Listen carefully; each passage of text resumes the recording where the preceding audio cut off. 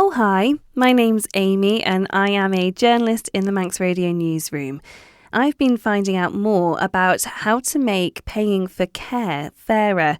In July, Tynwald approved plans to look into 2 possible models to try and change the system. Health Minister Lawrie Hooper and Nicola Igoea, who's the project lead for the Nursing, Residential and Home Care Project, have been telling me more about these 2 models. The first one is what we call free personal care. That model is based on the model they use in Scotland, whereby if you need care, your need is assessed and then that care is provided for you and paid for by the state. The individual would have to pick up room and board and lodging costs, which would be means tested, but ultimately the care, which is the most significant portion of the cost, would be covered by the state. The other model is called the mixed model, which is the model they use in Jersey. It's a threshold and cap system with some asset protection built in. So people who are on the lowest incomes would receive the most support, people above that would receive means tested support, and above a certain threshold then you wouldn't be eligible for anything. That's the threshold element. The cap element is there would also be a lifetime cap on how much you'd have to pay for your costs. In Jersey that's set at around 60,000 for an individual or 90,000 for a couple, and what that means is when you reach that amount of money that you've spent, the state will then pick up any further care costs that you may have. People often reach that sort of level between 1 and 3 years, depending on the level of care that they need. So it can be that you reach that £60,000 quite quickly. The third portion of that system is asset protection, which essentially says we'd like you to be able to keep some of your own money so you can pass that on to your kids or you can use it for paying your own costs. And there will be a threshold set that says any assets beneath a certain amount you should be able to keep. In Jersey, they've kind of targeted that at the value of an average house, the idea being to try and help people keep their family home. So they're the 2 systems in very broad terms. They're very technical, they get very detailed, and that's really why we want to go and talk to people rather than just doing the online consultations that government often does, is because it can get quite technical, and I think it's better to have these conversations with people face to face and get answers to people actually to the questions they ask, because everyone's questions will be slightly different, everyone's circumstances will be slightly different, and I think people will want to know how either of these models could affect them in their situation and their circumstances. And why is this something that needs to be looked at now? In all honesty, it's something that needed to be looked at 10 years ago. It was started actually about 10 years ago. If you look at Sir Jonathan Michael's independent report into healthcare, it's one of the recommendations in there that says we do need to tackle this problem. But really the reason is because we have an ageing population, care costs are becoming greater, not just in terms of the number of people that are needing care, but also the acuity, the type of care that people need.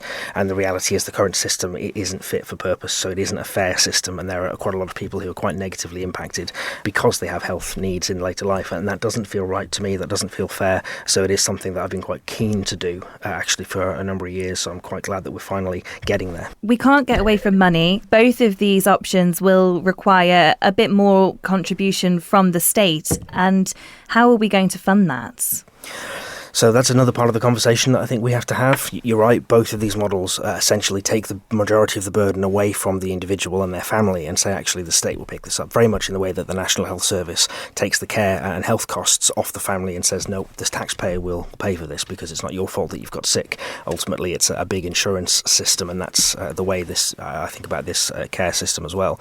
But inevitably, then you're right, somebody has to pay for that. And that's got to have to be part of these conversations as well, that says, well, actually, how should we pay for it?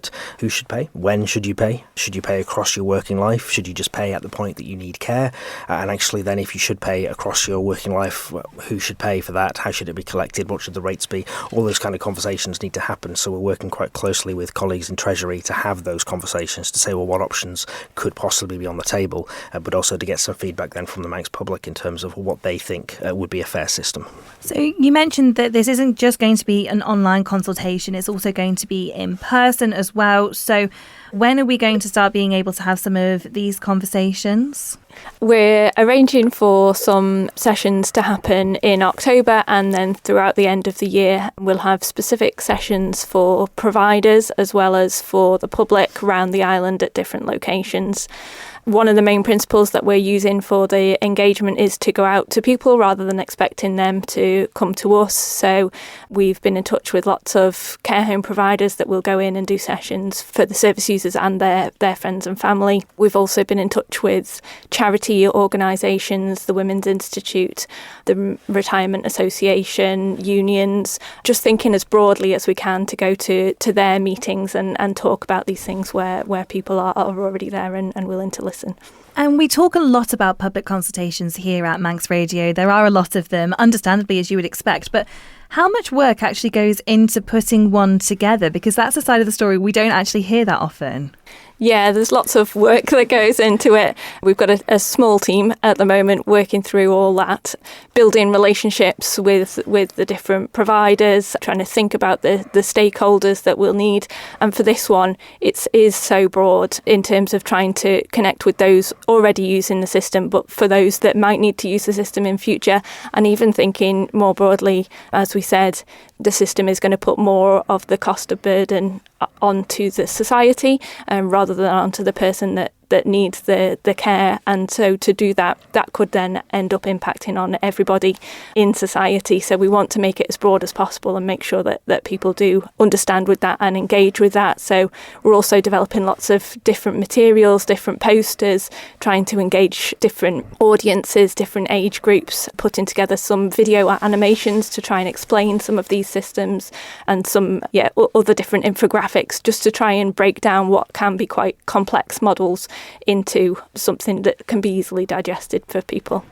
I think that's the thing, isn't it? Because something like this on the surface can sound a little dry, or it can sound, oh, well, that doesn't relate to me at the moment. I'm not in that position. But actually, this is something that will affect generations to come. So how important is it to try and make sure that as many people get involved as possible? Yeah, it's really important just to make sure that we hear from as many people as possible about this, to get views on what this system should look like. It's a massive shift for the island. The Minister's talked before about almost being the size of setting up another NHS scheme.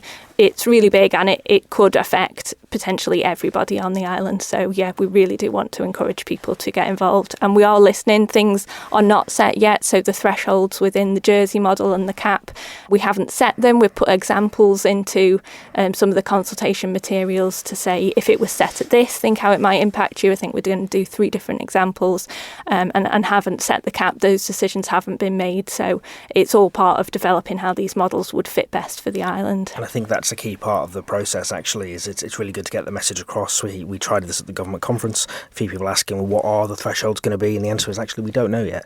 We don't know a lot of the detail because that can only really be filled in as a result of the conversations we have to have with the public. So I've described it more like an outline proposal at the moment, and now we need to colour that in, and we can't do that without engagement with as many people as possible, because ultimately if we're trying to design a system that should be sustainable for the next 50 years, it is going to affect all of us in one way or another. And I think in order to make sure it's as fair as it can be, we can only do that actually building it off the back of engagement with people, rather than going out to people and saying this is what's going to happen. I don't think that round is going to work at all. So we really do need as many people as possible to engage with this process to help us build a much better system that, like I say, should hopefully last for the next half a century or so. So in terms of timescales in which that you're hoping to be able to introduce whichever new policy is the one that's decided, what kind of timescale are you thinking? So the intention, as I told Tynwald, would be to go back to Tynwald perhaps next October, November time with a proposal after completing the consultation and the engagement with people, to go back to Tynwald and say, right, you asked us to look at the 2 models. This is the one we think is going to go forward, and be able to provide Tynwald with a lot more detail behind what that looks like. If Tynwald approve that next year, then the question will be, well, how quickly can we roll that out? And it is likely to be a number of years gradually rolling out a new system, because I don't think it's so big, it's so complex. I don't think you can just flick a switch and turn the old system off and switch a new system on.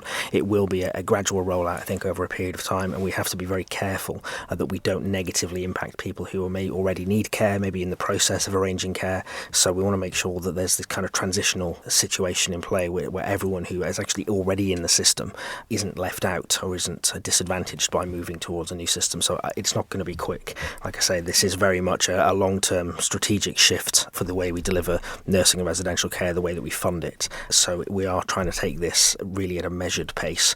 We know it needs to be done and it needs to happen as quickly as possible, but equally we can't rush into things. Thank you for making it to the end of the Little Manx Radio newscast. You are obviously someone with exquisite taste. May I politely suggest you might want to subscribe to this and a wide range of Manx Radio podcasts at your favourite podcast provider, so our best bits will magically appear on your smartphone. Thank you.